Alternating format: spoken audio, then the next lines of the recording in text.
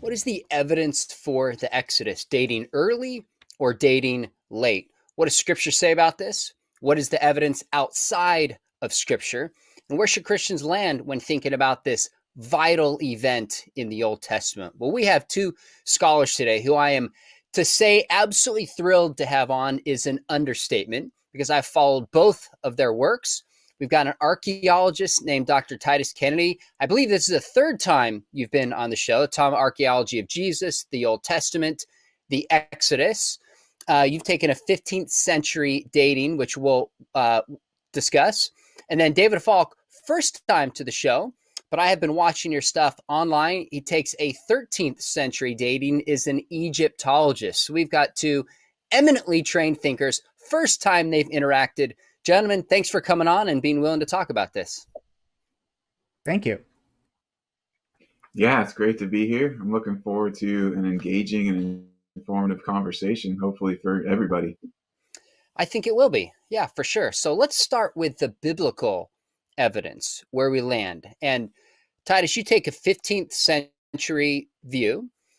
Maybe walk through biblically how you land there. And of course, David, I want your feedback and thoughts after that. Sure. Sure.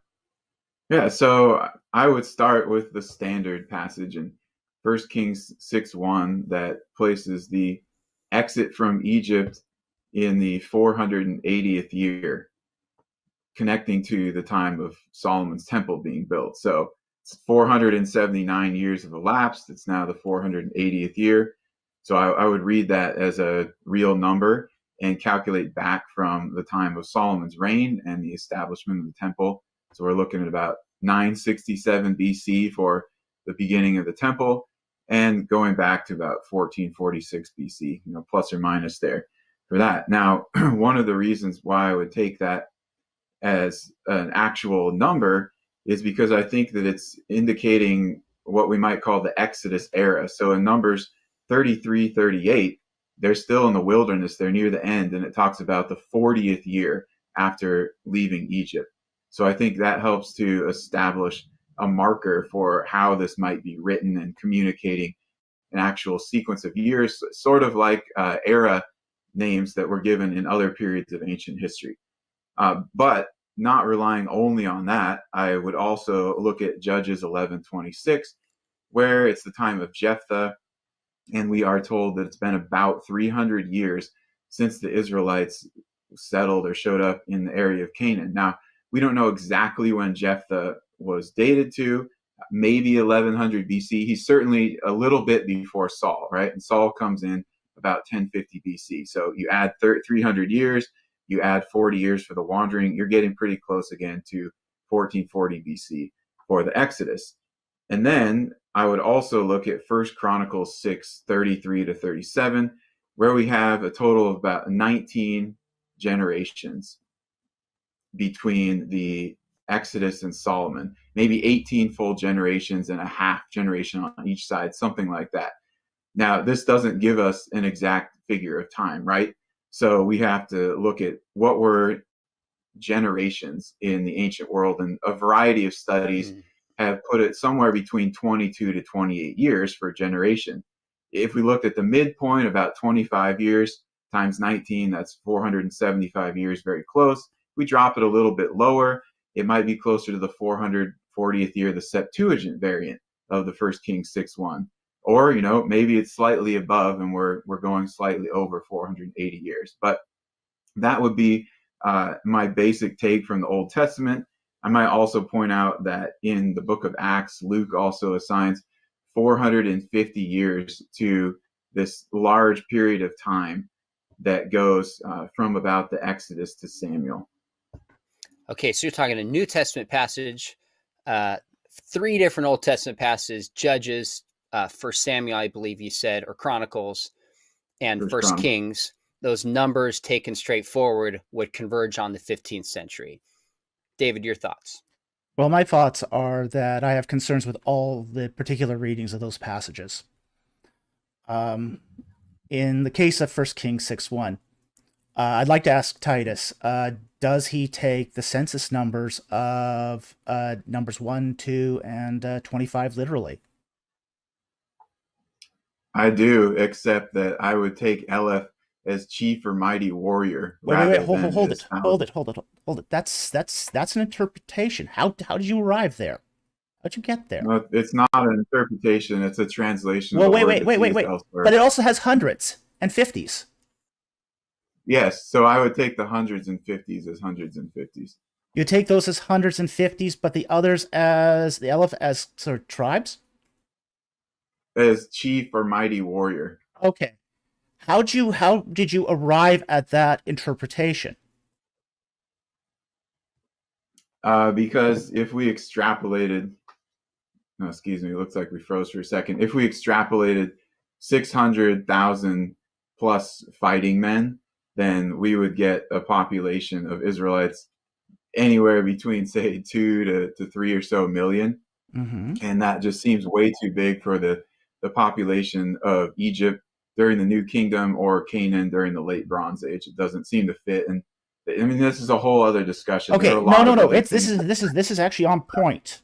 It's actually on point because what you've done here is you've taken an external piece of evidence to inform your interpretation. I think that's appropriate. That's a good thing to do. You should do that. When I read 1 Kings 6:1, I'm reading it contextually. 1 Kings 6:1 is a temple dedication inscription that was recorded in the Book of Kings. I'm comparing it to other temple dedication inscriptions, which have not necessarily precise numbers. In fact, they're idealized. So my warrant for reading that 480 years as an idiomatic number is based upon other texts. One just cannot say, hey, it's a precise number. I take it as a real number. That's not an argument.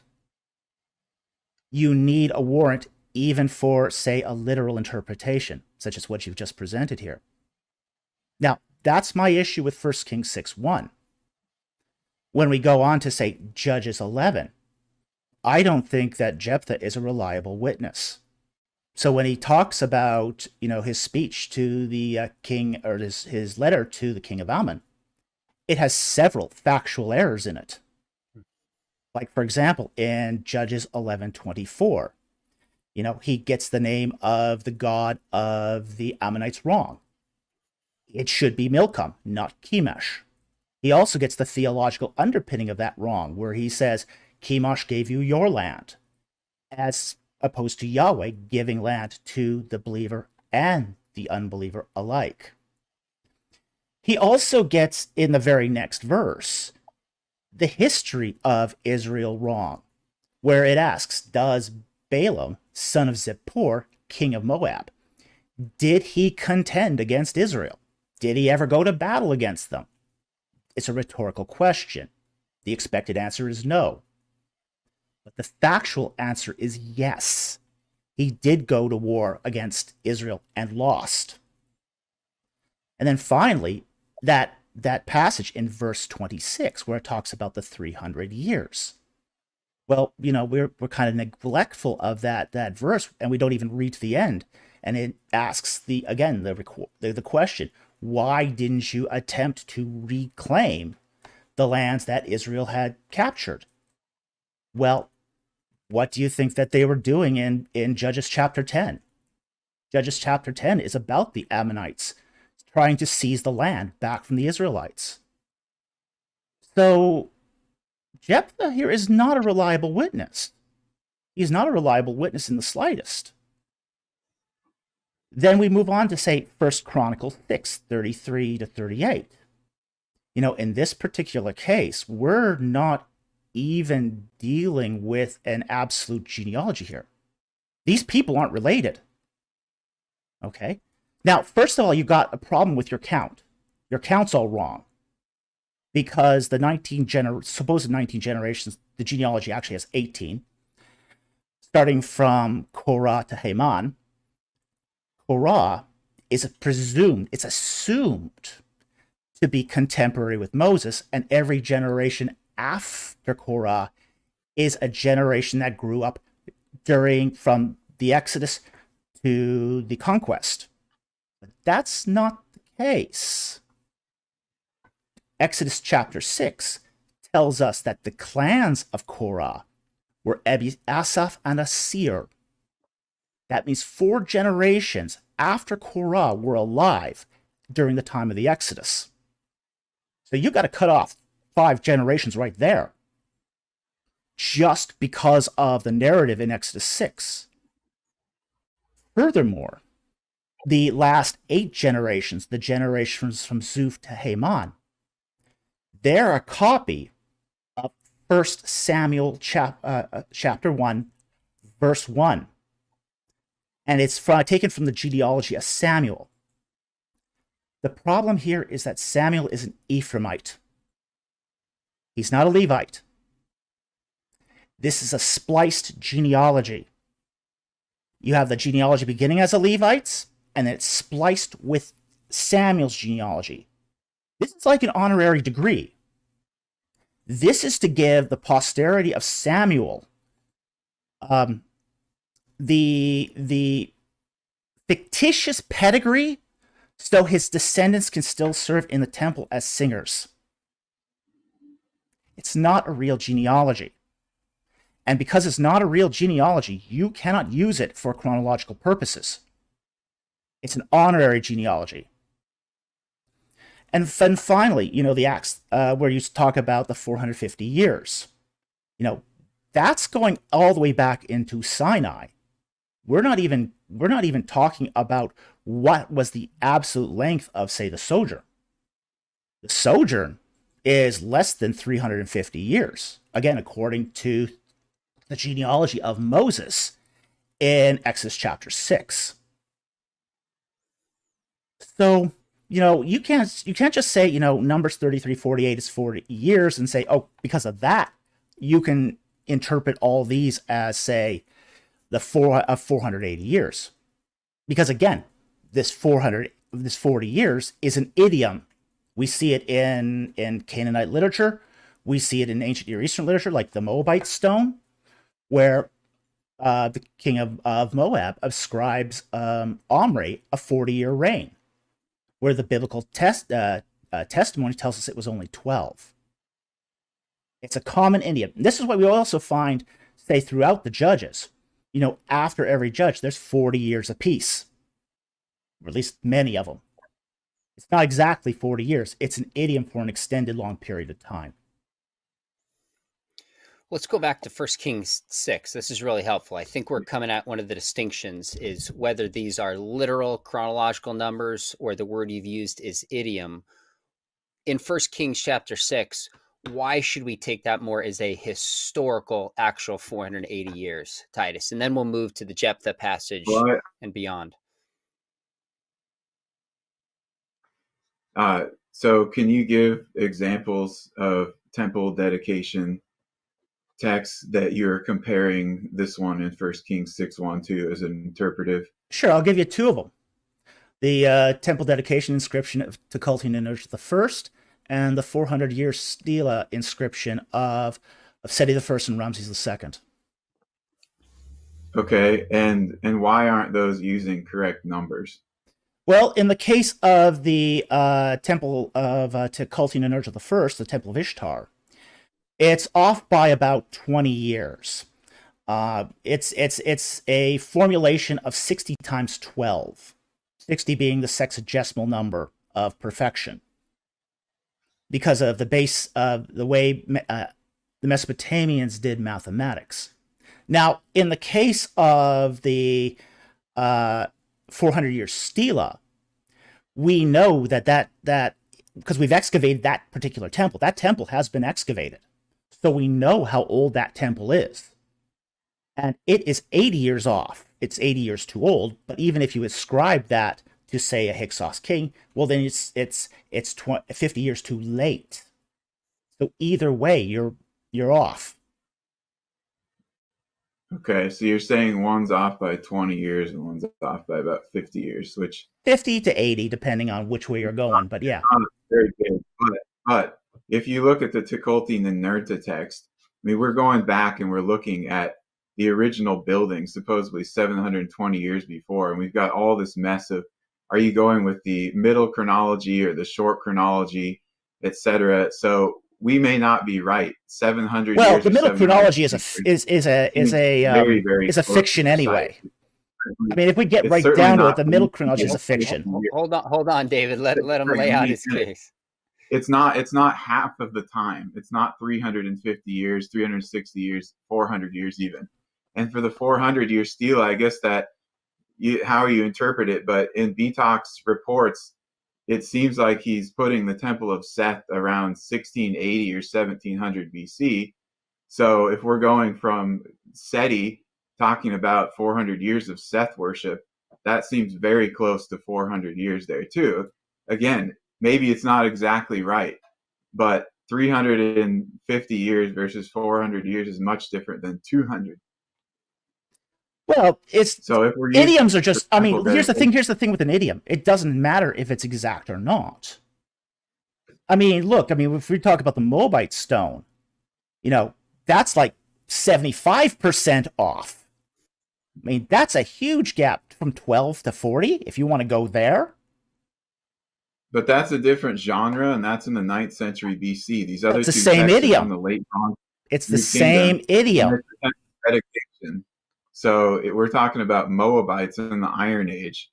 It's It's still the in a same idiom, though. historical or I mean, we're seeing this idiom throughout the Old Testament.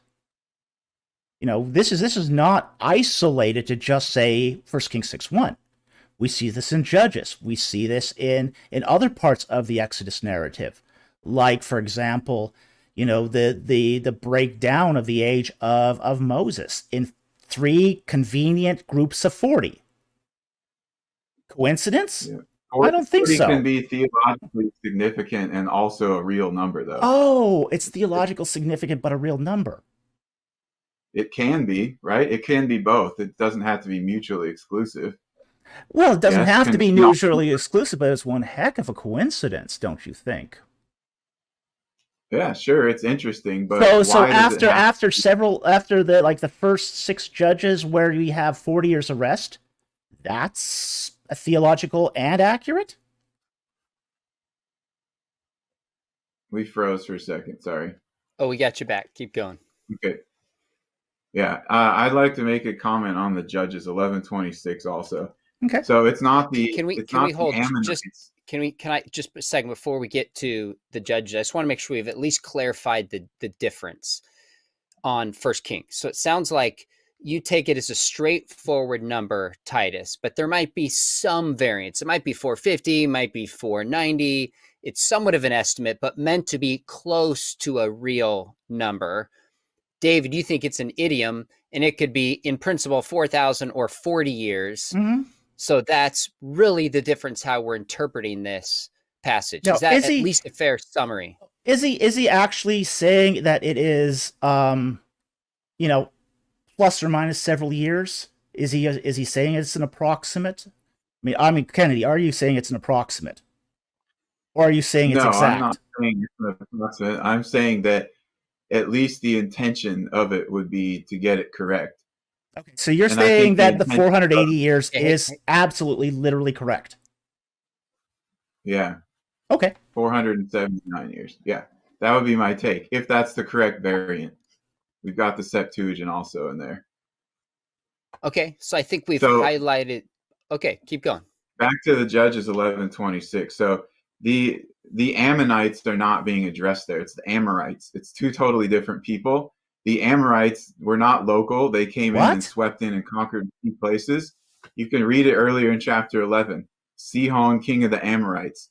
So the Ammonite god is, as you pointed out, Milcom. That's correct. And the Moabite chief god would be Chemosh. The Amorites, when they went in and took over places, they kept the chief gods of those cities or regions, like Hammurabi keeping Marduk in Babylon, or Zimri-Lim keeping Dagon in Mari. So it's not odd that they would retain those local gods. And it is in the territory of Moab that they're having this conversation. So I don't think that Jephthah is necessarily a bad source of information there. Wait, hold it. There's some factual issues here. It says that the letter was sent to the king of Ammon, not the king of the Amorites. It says in verse 19, Israel sent messengers to Sihon, king of the Amorites, king of Heshbon, and Israel said to him, "Let us pass through your land into our place." Right. That is the recounting of the historical. That's the historical prologue of the letter, not who it was addressed to. Messengers were sent to the king of the Amorites. That's not who it's addressed to. Let's see here. The Amorites keeps appearing in this passage, not the Ammonites. Judges 7. Okay, verse 15. Verse 14, Jephthah sent messengers again to the kings of the son of Ammon. Yeah, but then you go down and you see that he's talking to the Amorites. Yes, he's talking, he's verses. giving you this historical prologue. Have you read the passage? Yeah, Amorites keeps appearing in the context of verse 20. The Amorites had taken away. That's the whole dispute of the passage. Is that the sons of Ammon are contesting that the Amorites took over the land originally. They're making an ancestral claim. The text this is not addressed to the Amorites. It's addressed to the Ammonites. That's what this entire thing is about.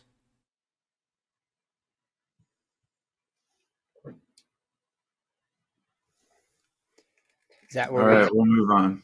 I'm not going to agree with that. So. Okay, fair enough. So at least we've highlighted that this passage in Judges, there's a factual dispute of whether we can trust the story of Jephthah and the dating or not is a factor that would play into this. Fair enough. I'll let our viewers go to the text and make their own decision here. Good enough.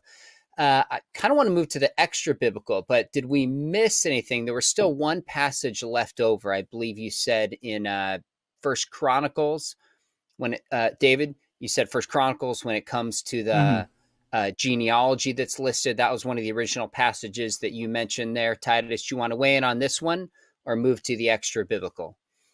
No. I mean, I know there's people that take his understanding of that, and there's others who look at it as a viable genealogy that's giving people, and we're able to trace it back. So there's no use to back and forth. So I understand what he's saying, sure. And there's many people that agree with him. Okay, fair enough. Any thoughts on the New Testament passage, or we can shift to some of the passage in Luke, I believe it was, or keep moving forward. It's an Acts. It's a confusing and debated passage. We've got textual variants in there. I wouldn't use that as a crux of the argument. My point is just it looks like a longer period of time when he's talking about that. Okay, I think we can leave it there. At least my goal is to highlight where we differ and why on the dating. Titus, can I ask you one question just for clarification? When it comes to like the patriarchs, Yes. are all those numbers meant to be taken straightforward as well?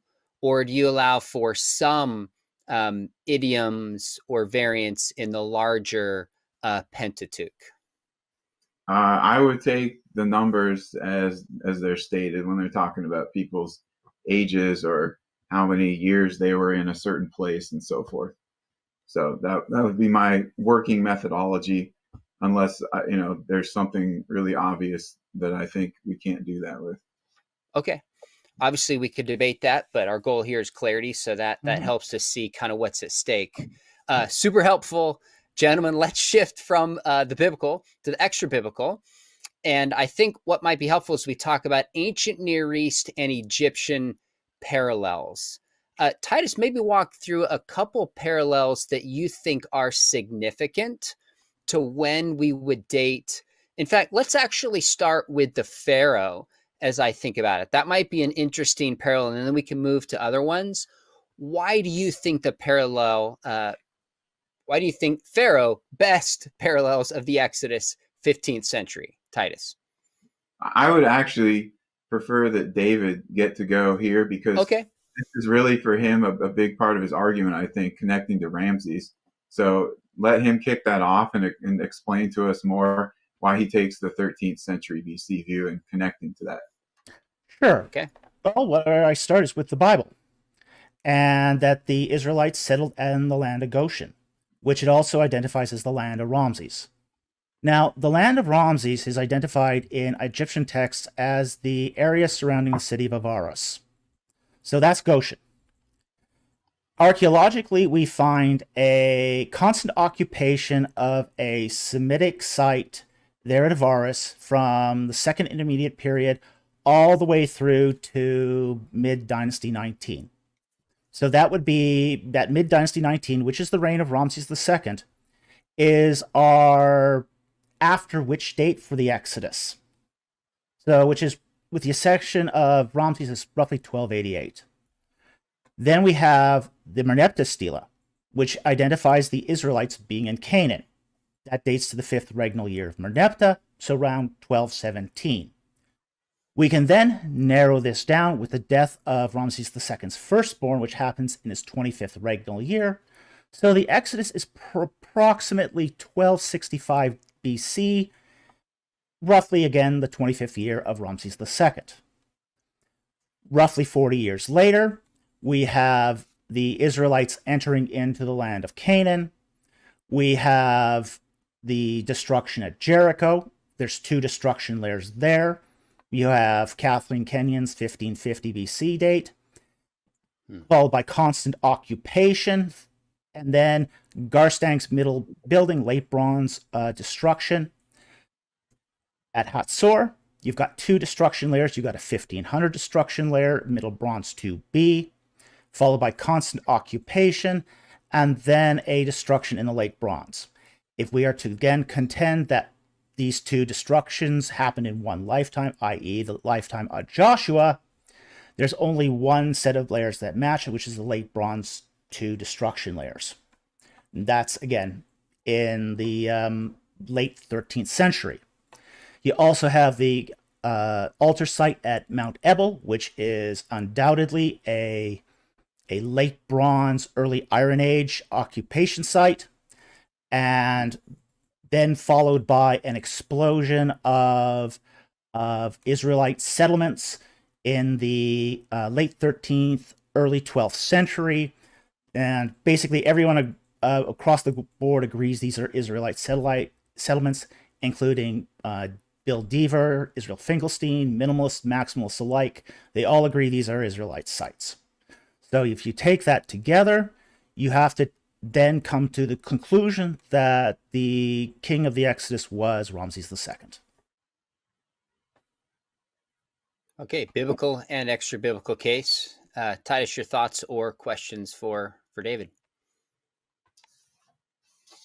What would you say about Genesis 47:11, where it talks about the land of Ramses? Why do you think that name is used there if the context that would be much earlier than the time of Ramses II? Oh, that's easy, because it was a retrojection. It's a retrojection back in time. So the book of Genesis was put to pen during the wandering in the wilderness, just like Exodus was, just like Numbers was, just like Deuteronomy was, but it's using the terms of the day.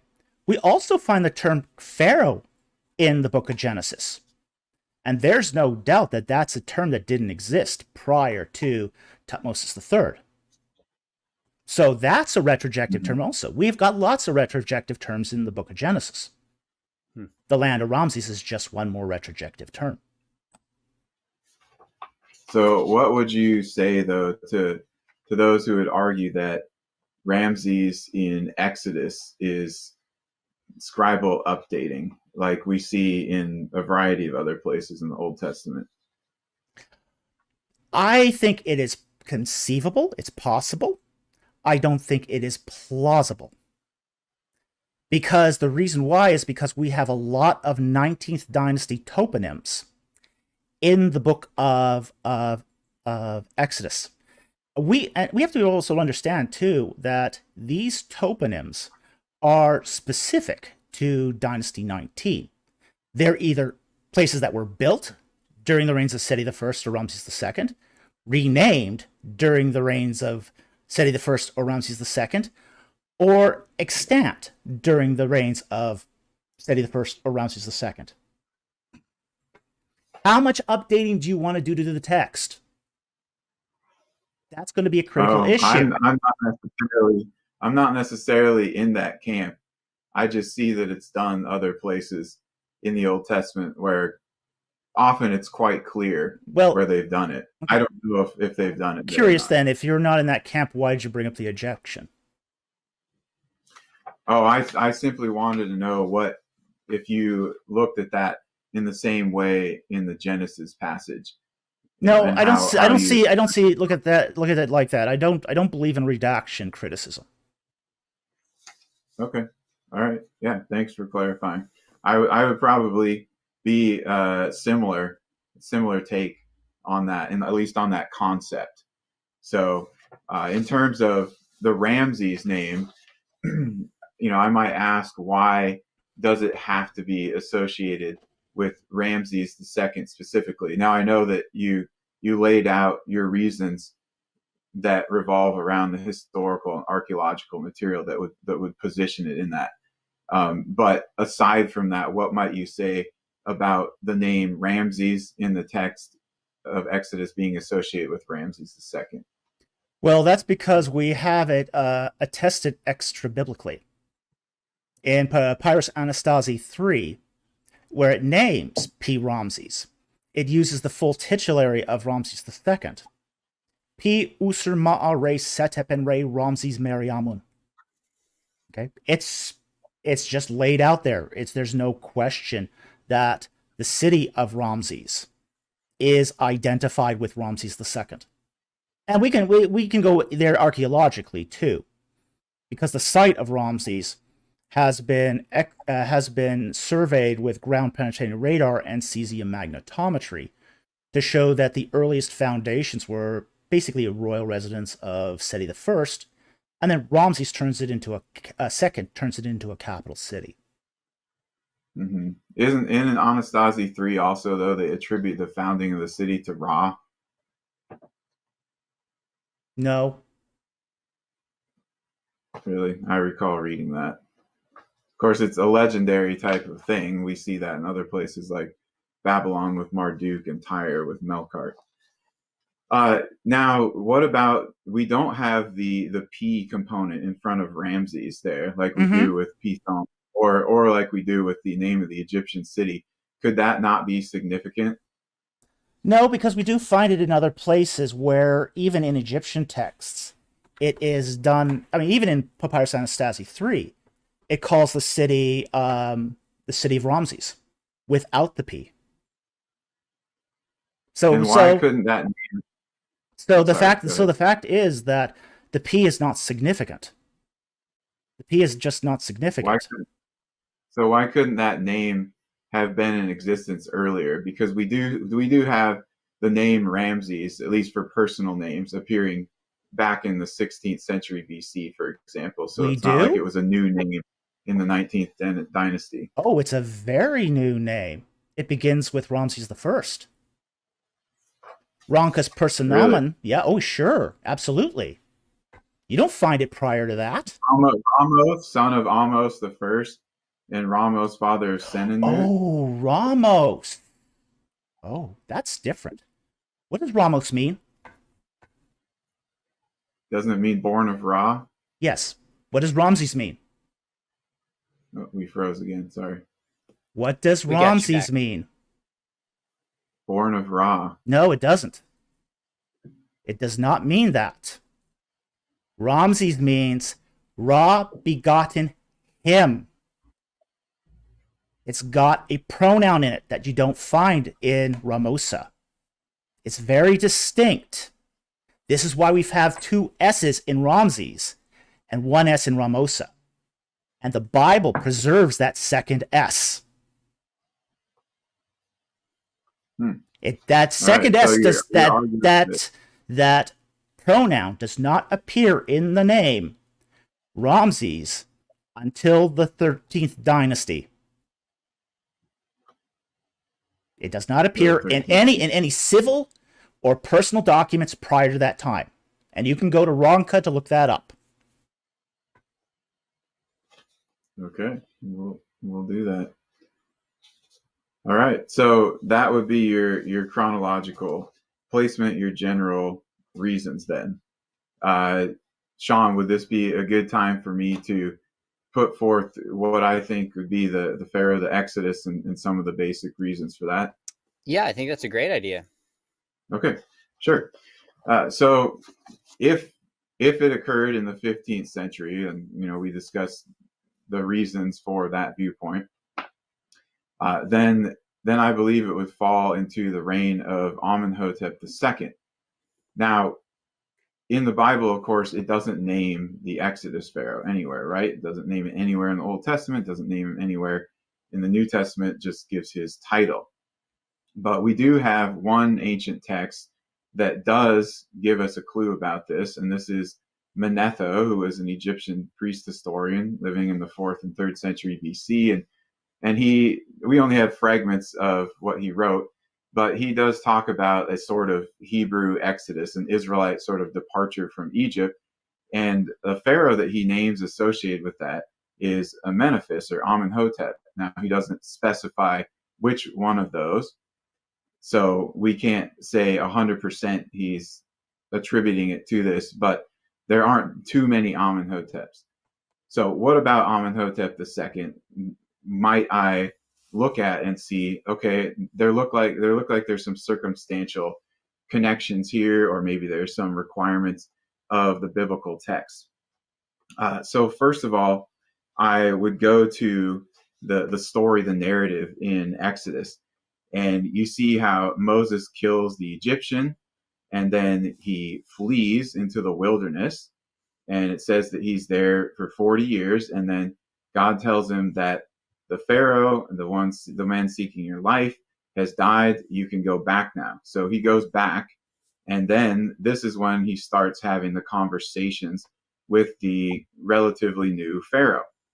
Now, if we took that 40 years as the actual 40 years, and I'm aware that not everyone is going to do that, they might take it idiomatically, but if we took it as 40 years, then that disqualifies a lot of pharaohs for this pre-Exodus pharaoh. Maybe we call him a pharaoh of the enslavement. Thutmose III had a reign length of about 54 years, so that would be sufficient. There aren't many others like that. Ramses II certainly had a long enough reign, but if he's the Exodus pharaoh, he's not also the pre-Exodus or enslavement pharaoh, and his predecessor, Seti I, did not reign for 40 or more years. If we're looking at the pharaoh having recently come in power, well, the 1446 BC date for the Exodus, Amenhotep II has come in power recently. Now, I'm looking at the high chronology of Egypt. I know David might prefer the low chronology, although it sounds like with Ramses II and Merneptah, you've tweaked that chronology slightly. You got your own view maybe there a little bit. I noticed it's slightly different by a few years. Anyhow, he comes into power fairly recently. All right, so that general part of the story connects. Now, what about the reign of Amenhotep II might we look at and say, here's some other circumstantial correlations. First of all, we have, we froze again. First of all, we have the abandonment of the Avaris Palace complex during the reign of Amenhotep II. That might indicate that there was something serious that happened during that time. The excavators don't have a specific explanation. They suggested maybe the possibility of some kind of plague. We've got the abandonment of a candidate for Pithom, Tel Retaba, during the reign of Amenhotep II. Again, maybe indicative of some upheaval in the country. Amenhotep II on the Memphis and Amada Stele talks about this campaign into Canaan, which is basically a slave raid. He claims that he takes back over 100,000 of these people from Canaan. Maybe he is trying to repopulate his slave supply, or at least tell people like he saved face, he retrieved them, or he replenished them. In his text, he's very, very braggadocious. Now, other pharaohs were, of course, too, but you can see maybe the stubborn and proud nature of this Exodus pharaoh there. We might also look at something like the Western Karnak stele of Amenhotep II, which has got this strange order where he says that all the images of the gods, and specifically naming Amun Ra, to be destroyed. He seems angry at these images or at the gods themselves for doing something. Well, if they've completely failed in protecting Egypt during the Exodus plagues, I can understand that. Atenism starts popping up not too long after his time, which, all right, maybe that connected more to economics, I don't know, but there could be some kind of religious upheaval that spurs that movement. And then we have Amenhotep II destroying or usurping Hatshepsut and some of her cartouches. And so he seems to have an issue with her. What did she do to offend the gods or the order of Egypt? Some have suggested that she was the princess or the daughter of Pharaoh who rescued Moses from the Nile in Exodus chapter 2 and raised him. And so she would have this negative association with someone who caused all these problems on Egypt. So that, from an Egyptian perspective, that would be, or from a Pharaoh of the Exodus perspective, that would be some of the main things that I would bring up. I don't want to talk about the wandering or the conquest here, because I think we're going to discuss that a little bit more in depth later. Your thoughts, David? Thanks for laying that out, Titus. Well, there's a lot there. My first concern is the snuck premise, which he sort of alludes to a little later on, but his dependence upon a high chronology that has been disproven now for over 30 years. And I think that's a really serious problem. I think this is a really, really serious problem. Because when we look at, say, the reign of Buriash II of Babylon, Assyriologists are in complete agreement that his reign was from 1359 to 1333. He sends two Amarna letters, one to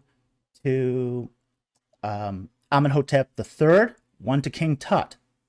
This pegs the accession date of Amenhotep III to 1389, which means the accession of Amenhotep II has to have been in 1425. So you can either have the 1446 date, or you can have Amenhotep II as king of the Exodus, but you can't have both, essentially. Holding both at the same time is impossible. Second, Manetho. Comes down to which Manetho. There's 4 versions of Manetho, each of which name a different king of the Exodus. The one you quoted, Josephus's version, names Amenhotep II, and I'll give you that one's Amenhotep II. But then we got Eusebius's version that claims Akhenaten as king of the Exodus. You got Africanus's version that lists Ahmose I as king of the Exodus. And then you have Theophilus the Theophilus' version of Manetho that names Tutmosis IV as king of the Exodus. 4 different versions. Which one's the correct one? Well, given that Manetho is a 3rd century BC Egyptian priest, chances are likely that none of them are the original. That this priest, Ptolemaic priest, wouldn't have cared, and this is the editorial glossing of later Christian and Jewish writers. And this is just basic lower text criticism here. This is nothing extraordinary.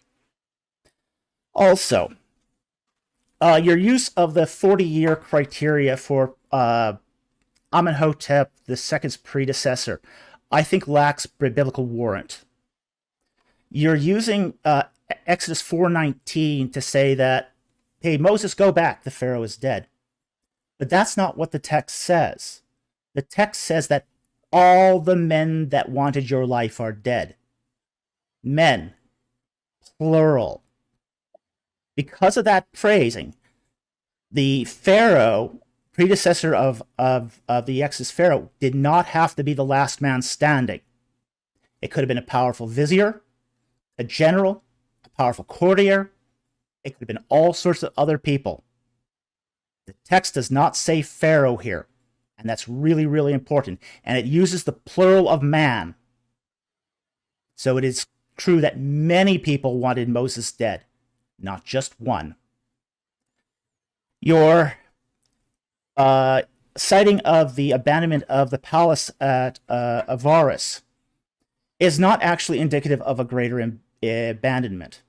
Now, this is not actually relevant to your argument. And the reason why it's not relevant to your argument is because Egyptians lived in the palace. Who cares if Egyptians abandon the palace? The fact is, we have constant occupation during that time in the Semitic district. So we have evidence that shows that the Semitic population was still there all the way through the reign of Amenhotep II. This is an exodus of Semitic people, Amoritic Semites, not of Egyptians. The latest reports from Tel El Rodaba from the Polish concession have indicated that the abandonment of Pithom during the mid-Dynasty 18 was probably dated to around Tutmosis III, Queen Hatshepsut, and it was of the Egyptian settlement there. It isn't reoccupied by Semites until the building done by Ramses II. Your use of the stela of the slave raid is really post hoc rationalization. There's nothing here that connects it to the Exodus in any way. Slave raids are done. Yes, he probably exaggerated the numbers. So what? His bragging. There's not a single thing that Amenhotep II claimed that was sort of out of the ordinary for an Egyptian king. Really, it wasn't. It was perfectly consistent with his time and his particular role as king.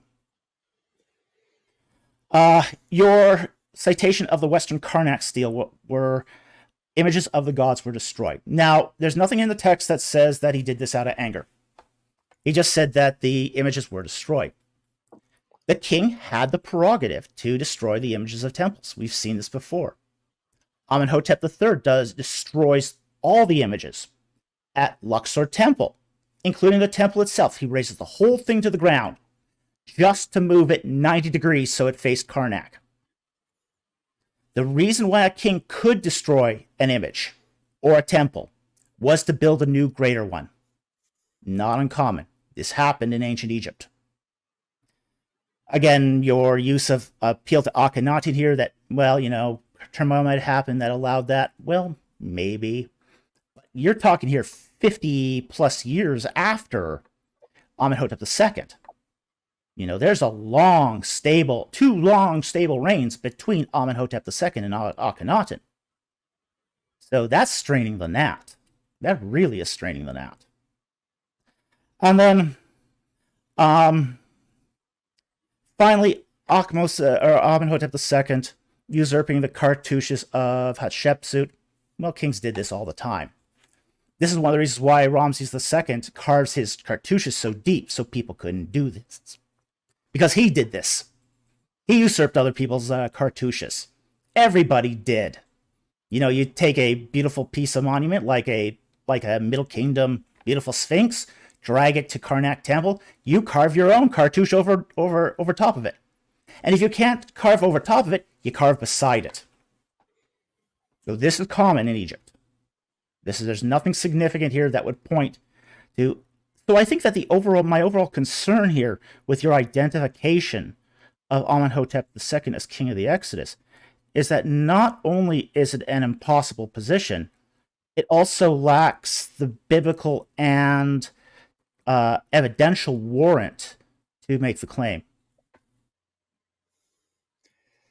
That was a helpful response to a lot of the points. We probably can't go through each of these, but maybe 2 or 3 would be helpful if you'd respond back, Titus, in particular the chronology that he started his critique with. Sure. So I know that the low chronology is more popular now, although there have been some radiocarbon studies recently done that maybe suggest it's a little bit higher than the low chronology.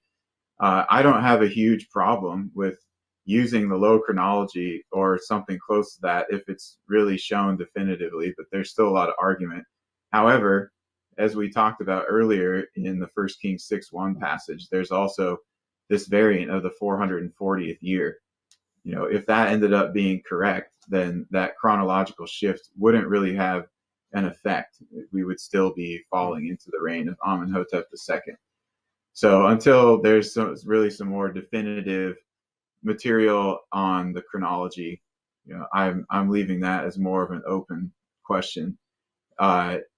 Other stuff, again, with the abandonment of places like Avaris and Rataba, I'm not saying that we're getting.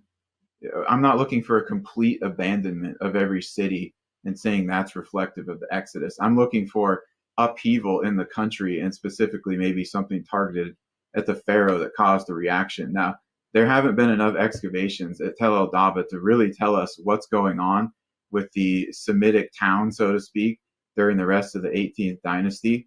We just have more clarity on the palace. The Temple of Seth might have remained in use. It's still unknown. Rataba, the recent report that I have that I read the article on, they're putting it in Amenhotep II's reign. But again, this is not the crux of the issue. You brought up various other points there, which I think are valid arguments to make. I'm not saying that any one of the points that I make is, again, the crux of an argument. I'm looking at circumstantial things that may connect to it, that seem to connect to it. We've got a different interpretation of how to look at the text of the Bible and some of those numbers. I mean, Exodus 2:23 does say that the king of Egypt has died. So that's what I'm getting the part from when God's starting to address Moses. I know that later in chapter 7, he says, all the men seeking your life are dead. Yes. But it was the earlier passage that I'm looking at in terms of the Pharaoh specifically there. So I understand your objections, and the main one I think that needs to be dealt with is the high chronology, the low chronology, something in between, and we really need to figure out exactly what the years are at some point. So if I understand correctly, and then jump in here, David, your point, David, was that Assyriologists are in agreement on this higher chronology. Titus, you're saying when it comes to the archaeological record, it is not as settled as people think that it is, more of an open question. And if that variant on 480 years is 440 years, then Amenhotep II would fall within the case that you're making anyway. Well, is that fair? Correct. Go ahead, David. Well, even if you do grant the 440 of the Septuagint, and with the low chronology, that would put the Titus's Exodus date at 1416. Okay, so there's going to be some issues even there, because his circumstantial case starts falling apart at that point too, because that slave raid is in the 9th year of Amenhotep II. So there's going to be some issues there. Yeah, absolutely. That one you pointed out would have to be tossed out. I agree with that. The others, they're not as specific to the very beginning of the reign. But again, I prefer the higher chronology there. But here's I think there's an overriding issue here, is that Titus is making a holistic argument.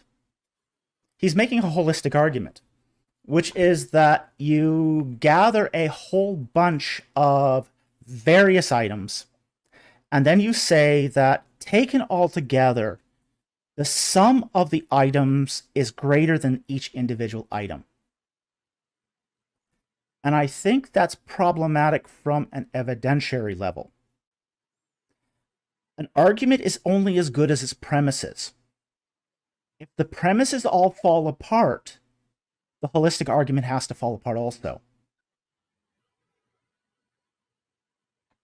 Well, what about your premise of the temple dedication genre being ambiguous numbers. I mean, that falls apart when we looked at the specifics of it. No, it didn't. But I wouldn't throw out your entire No, argument. it didn't fall for apart. Ramsey. What are you talking about? 720 years exactly, almost, and almost 400 years exactly. It's not 400 It's years not- almost exactly. It's off by 50 to 80 years, plus or minus 50 years. That's not an exact number. That makes it an idiom. Okay, so both of you are making holistic arguments, I think, just from different points and for different reasons. Where we differ is on the strength of the particulars that make up the case. I'm making an inductive argument. I think. I'm making Okay, clarify why. Okay? Here's the thing. When you make an inductive argument, you take all the evidence, including the counterfactuals. Okay? Everything has to be thrown in an inductive argument.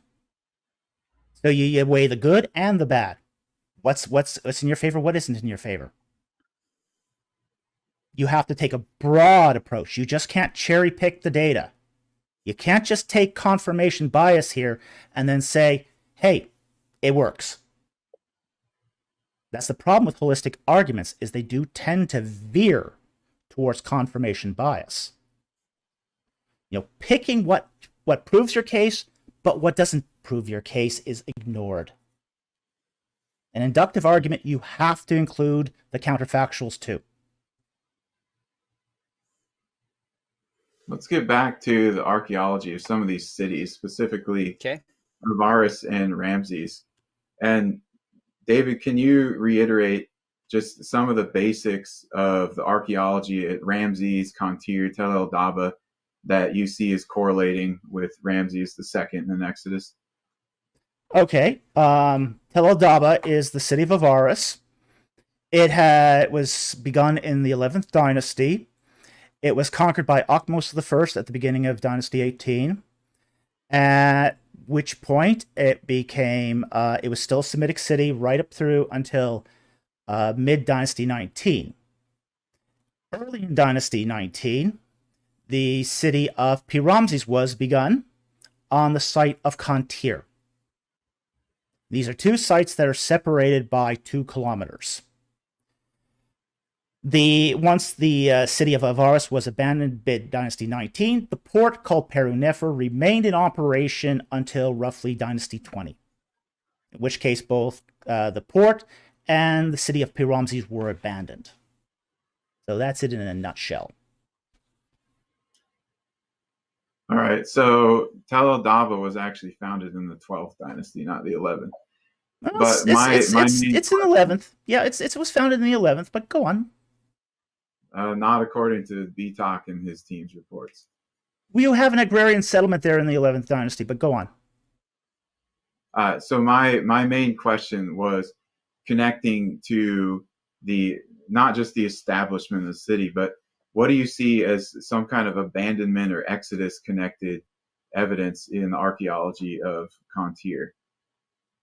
Of Kantir?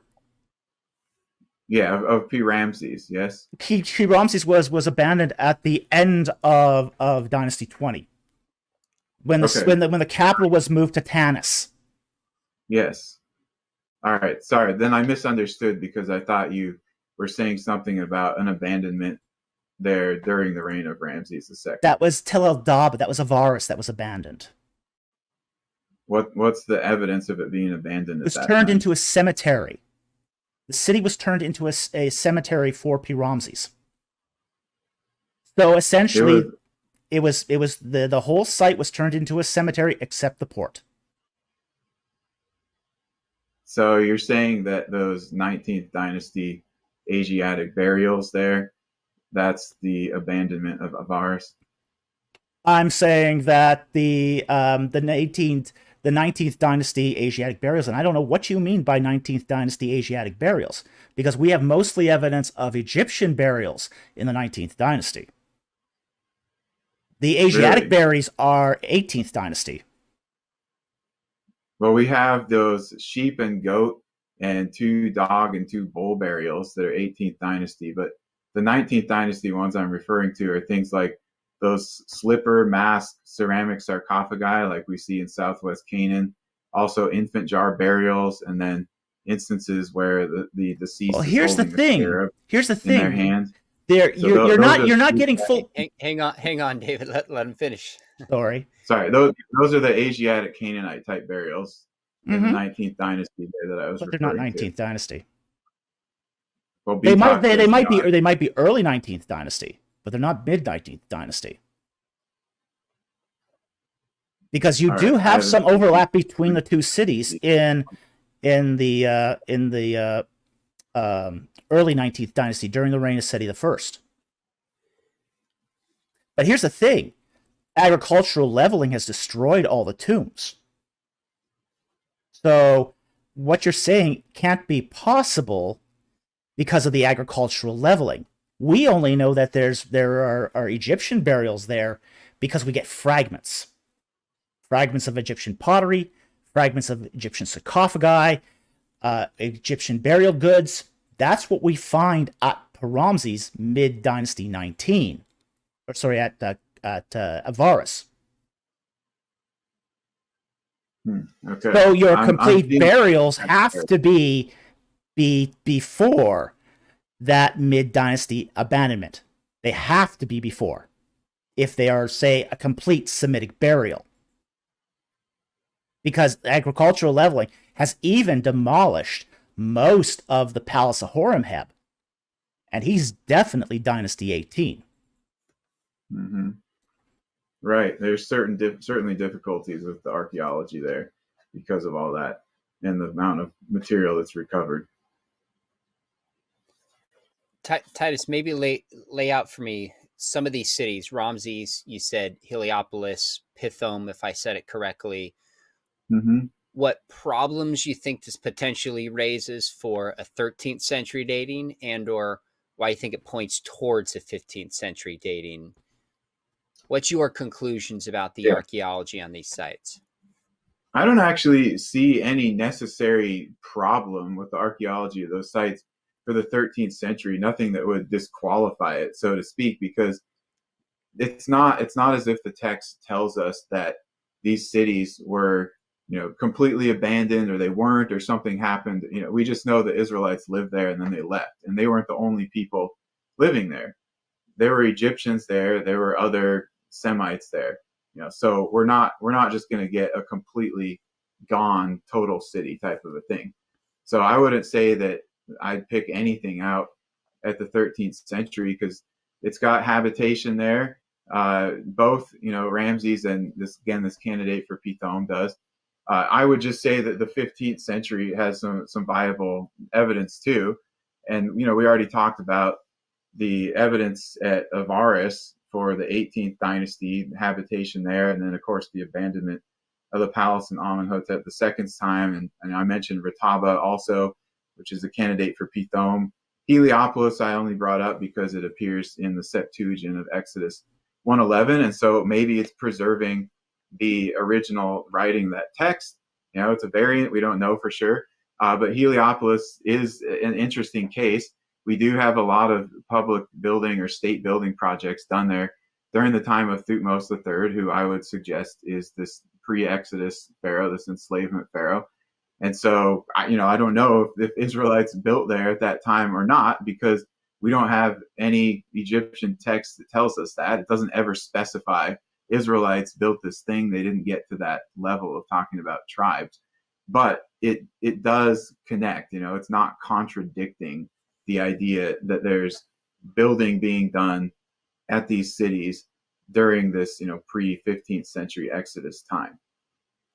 Okay, so one question, then jump in here, David. On your chronology, Titus, the Israelites in Ramesses, Pithom, potentially Heliopolis, how does that fit into the biblical chronology of a 15th century Exodus? How does it help with a larger case? Well, we have, for example, at Avaris, we have a large influx of people from the Western Levant, the Asiatics, Semites come in there and they settle in. Looks like we froze again. Sorry, you're good. I've got you here. So people from the Levant come in and they settle into Avaris in the 17th century BC or even 18th century BC, really. and it starts to multiply, right? Okay, so there's this settlement of people that just fits the general idea. Jacob and his family came in there too. Then we have in early dynasty 18, we have the building of all these massive storage silos and storage complexes over the ruins of the former Hyksos citadel. And I would say that sounds a whole lot like the building of storage cities or storage facilities at Ramses and Pithom that we've got in Exodus. At Rataba, they've got also early dynasty 18 large silos that are built. And then again at Heliopolis, as I said, there's some state building projects that are done there during the time of Thutmose III. So I think the building and specific types of building that's going on fits in this 15th century Exodus. And so, some kind of repercussions. Why are some of these places getting abandoned around the time of Amenhotep II? Did something significant happen in the country to trigger that? Okay, gotcha. David, jump in. Okay, well, as far as the abandonment of Avaris, it's not just that sporadic people just abandoned it. It was 50,000 people en masse. That's a lot of people to just pick up and leave. Okay? So this is not a small abandonment. This is a big abandonment at the end of Dynasty 19. Now, as far as the storage city is concerned, we have to biblically go back to Exodus 1:11, where it says that the Israelites built storage cities, Pithom and Ramses. Okay? Now, Heliopolis is added in the Septuagint. We can't be sure of Heliopolis. The site's still going under excavation, and it's been around since the 3rd dynasty all the way up to the Ptolemaic period. So, that's a long-lived site. The problem here is going to be the storage cities. The storage cities are essentially storage magazines that were used around temples. And they're massive. They're really massive. You can go to the Ramesseum today and see these storage cities. And they're huge. They cover acres and acres and acres. So they're big. Okay, and they're there to provide offerings for the temple. To store offerings for the temple because they didn't have cash back then. The problem here is not going to be so much even, say, the city of Ramses, even though Ramses is a name that we can date. But Pithom's going to be a real problem. And the reason why is because those storage magazines have to be associated with a temple. The temple at Pithom was built by Ramses II. And it's this is the temple of Atum, where we get the name Pithom from. Atum, House of Atum. So this is sort of the date mark for Pithom. It's not called Pithom prior to Ramses II, but it's because Ramses II built a Ketem fortress there, a temple of Atum, and storage magazines to feed the temple. This is going to be an issue when it comes to the dating of Exodus 1:11, because you can't just say this is just a rename, because there's an actual activity attached to it, an action where the Israelites are said to have done these works for the king.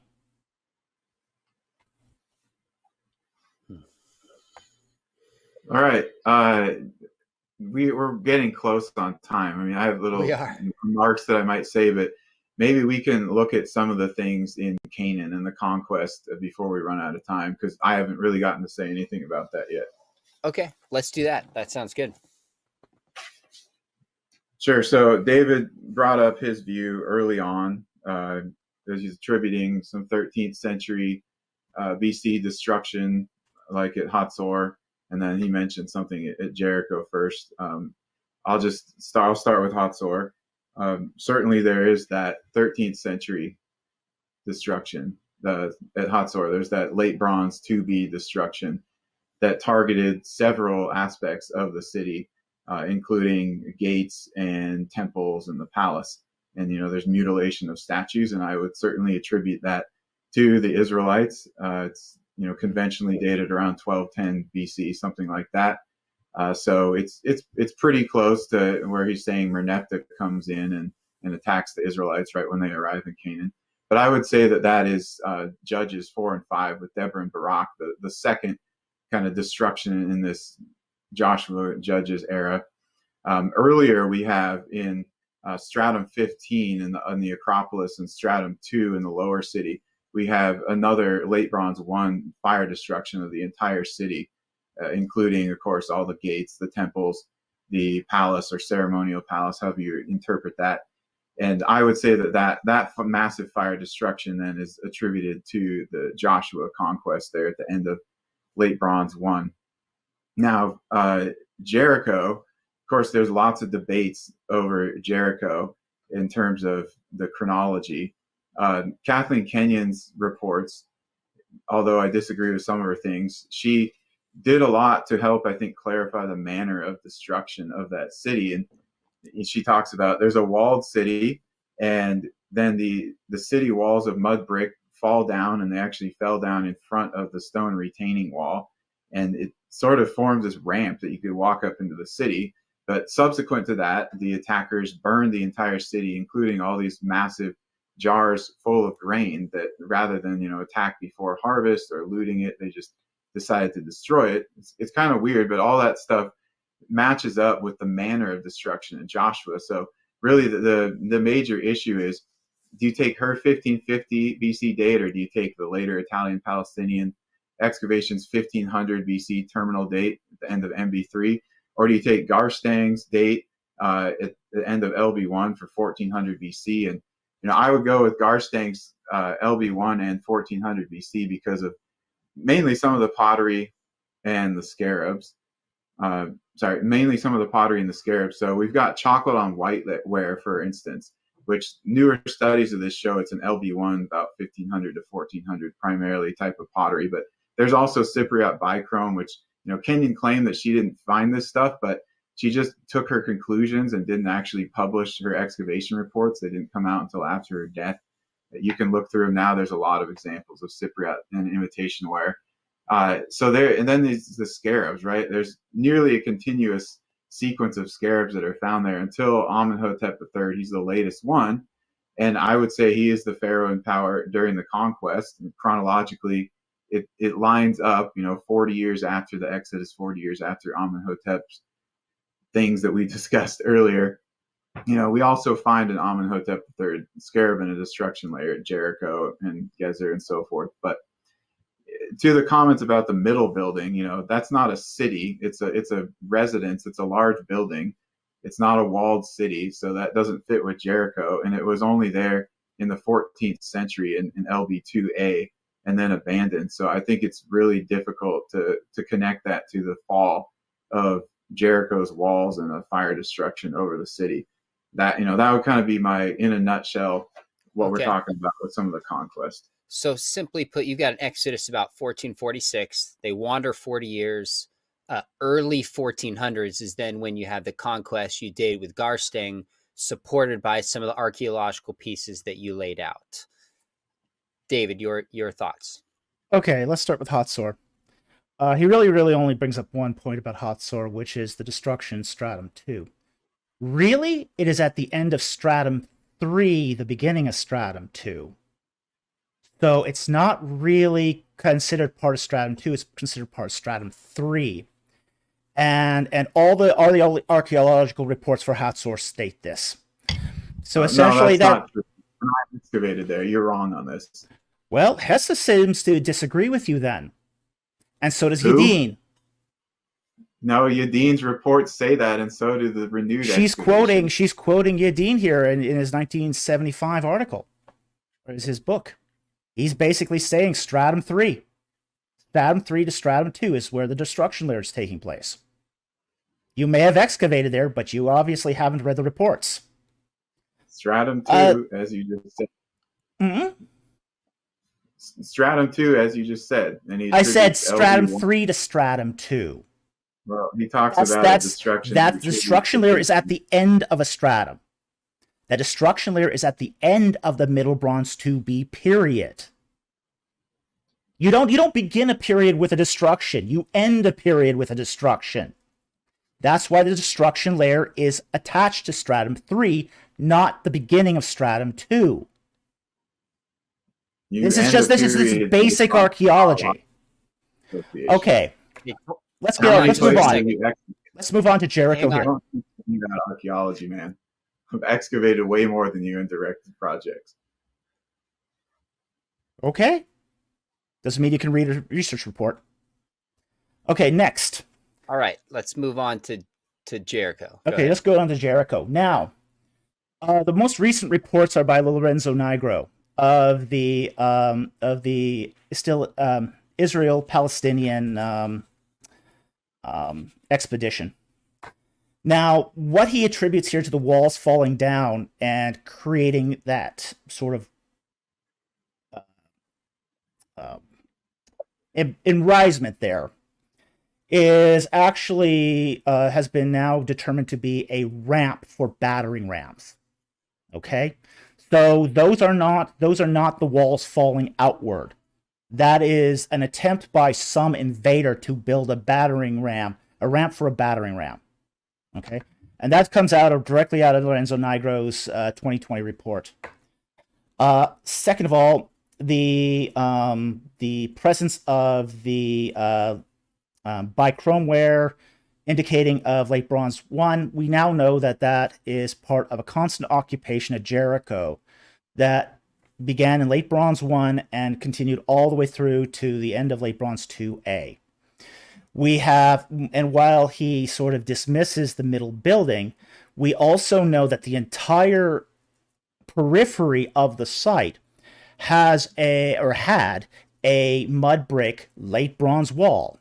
We also have essentially a cuneiform tablet there that dates to late Bronze 1, which indicates that there was at least a palatial or administrative center there.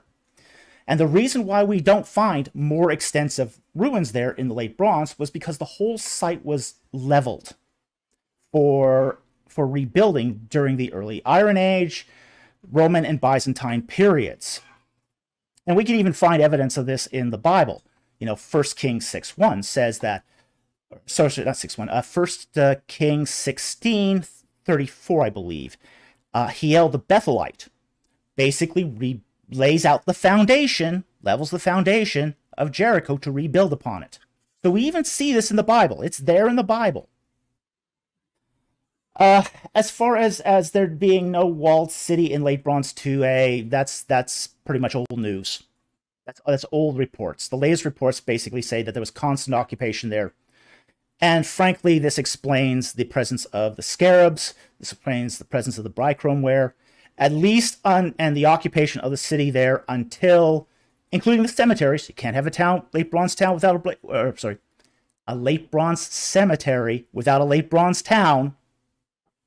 Okay, doesn't make sense to just bury your dead in the middle of nowhere. Okay. So we've got here a constant occupation from late Bronze 1 to at least the end of late Bronze 2A. And late Bronze 2B, those layers have been removed by site leveling. And this is all in the latest report by Lorenzo Nigro. Titus, your thoughts? The Helani building built above the middle building, yeah, that's certainly an Iron Age structure there. But the main Roman and Byzantine settlement, especially Roman settlement, was not built at Tilla Sultan. It was elsewhere. The entire late Bronze Age didn't just disappear from the site. If it was there, froze again. If it was there, it didn't just all disappear from the site. That's not a phenomenon we see. Part of the site did get bulldozed, but we have continuous stratigraphic layers that we can look at. So we both stated our positions on that. I would dispute or not agree with some of the things you said, but thank you for clarifying that. All right, let me jump in here for sake of time. We got a few minutes left. I'm going to have each of you in a minute just kind of give any final thoughts, position you didn't put forward, maybe an argument you didn't respond to. But I'm curious, and either of you can comment on this. Is this disagreement here one that's newer throughout the church? Has there been a range of different views that have been debated? What's the historical sense of this debate? Are one of you in the mainstream? That's what I'm trying to get at, historically speaking. I know that's not exactly your lane, but either of you jump in here. David, what's your sense historically of how Christians and Jews have approached this? Okay, well, it really wasn't an issue until the mid 19th dynasty, or sorry, not 19th century 19th AD. century. Yeah. 19th century AD. During the 19th century AD, we find this huge debate going on, and you can even look this up in the newspaper articles. The first time, say, the late Exodus view was proposed was around 1850 by C.R. Lepsius.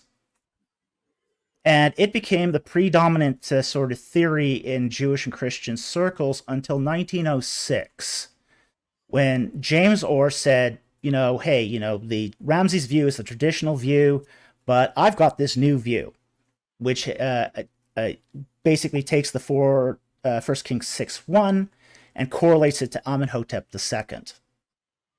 So that's where the early date of the Exodus, the modern version of the early date of the Exodus begins, is in 1906. That makes sense. With biblical criticism, with archaeology growing around that time, it would become more of a debate. That's super helpful.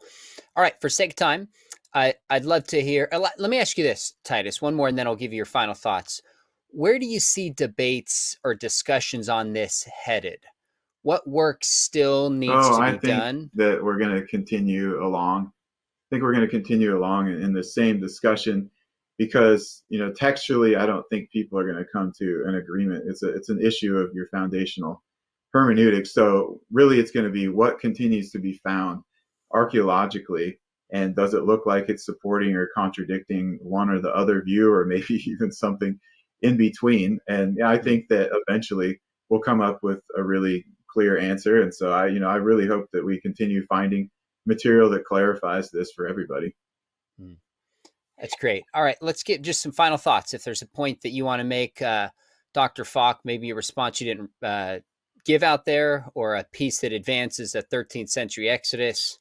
Final thoughts on this conversation. My thoughts are that the more evidence we have, the better.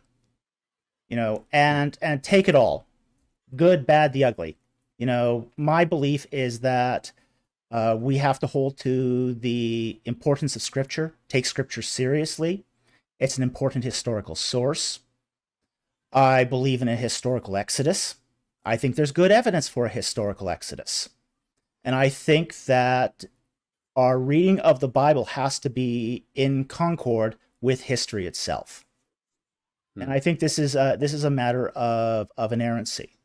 That to be consistent is a biblical inerrantist. I also have to be consistent as a historian as well. Okay, very helpful. Dr. Kennedy, final thoughts on this discussion.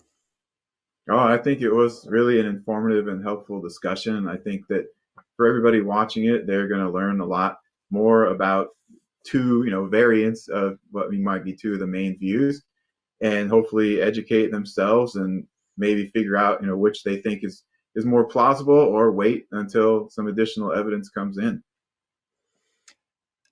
Dr. Falk, how can people follow you? I think you have a YouTube channel. Tell us the best way to track your work. The best way to track my work is on my YouTube channel, Ancient Egypt and the Bible. We do Q&A live streams every Friday night. If people want to ask me questions directly, we take those questions. We also do a Monday educational release. We won't be doing it today because of this, but didn't have time. But priorities, you got to pick them. So that's how people can reach me, is through my YouTube channel. Thanks for carving out the time to do this. I know it was a sacrifice. Dr. Kennedy, how can people track what you're doing? Well, I don't have my own channel, but I occasionally appear on various other ones if people are interested in seeing lectures or interviews or discussions. And you can take my class at Biola, or you can join me for a dig sometime. So I'll leave it up to you. That's awesome. Well, speaking of Biola, those of you watching, make sure you hit subscribe. We've got some other conversations like this, diving into important topics like the Exodus, cultural issues. If you've thought about getting a master's degree in archaeology, is one topic we discover and discuss in apologetics. We have a fully distanced, top-rated program. Information is below. We would love to help train and equip you in your endeavor to defend the faith. and I'll make sure you hit subscribe here as well. So the two of you, can't thank you enough. I was hoping to keep this to about an hour and change, but we got way too much. Not too much. I actually want to keep going forever, but got to respect your time. Hey, I'm Thanks, happy to do both it of again. you. Well, let's look at doing it down the road again. Really appreciate that. And thanks to both of you for taking the time to come on. Thank you very much. Yeah. Thank you for hosting, Sean. Thank you for joining the discussion and all the information, David. It was my pleasure. It was great meeting you too. You too.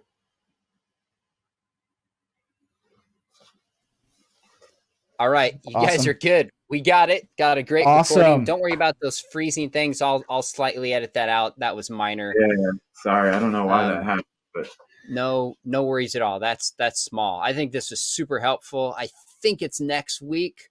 I'll send you guys the link and you can use it big or small, however you want to. I'll probably cut some small clips and use it. But this was super interesting. I learned a ton and appreciate it. Thanks to both of you. Well, thank you very much for having me. Yeah, all right, thank guys. you, Sean. Yeah. All right, we'll take do care. It again with both of you. Thanks. Have Thanks, a great fellas. day. See ya. Bye-bye. You got it.